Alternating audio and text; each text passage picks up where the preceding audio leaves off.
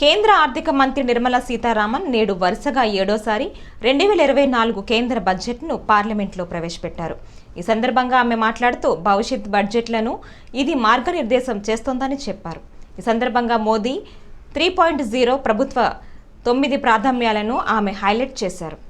ఈ 9 వ్యవసాయంలో ఉత్పాదకత, స్థితిస్థాపకత, ఉపాధి నైపుణ్యం, మెరుగైన మానవ వనరులు, సామాజిక న్యాయం, తయారీ సేవలు, పట్టణాభివృద్ధి, ఇంధన భద్రత, మౌలిక సదుపాయాలు, ఆవిష్కరణలు, పరిశోధన, అభివృద్ధి, తర్వాతి తరం సంస్కరణలు ఉన్నాయి.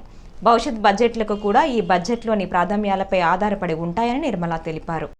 The Garib, Mahilaye, Yuva and Annadata, the poor, women, youth and the farmer.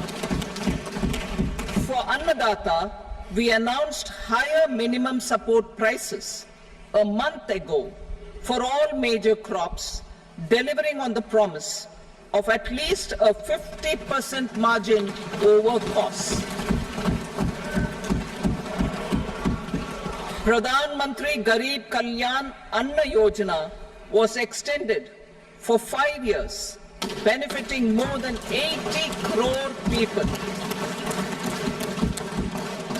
Administrative actions for approval and implementation of various schemes announced in the interim budget are well underway. The required allocations have been made. Budget theme.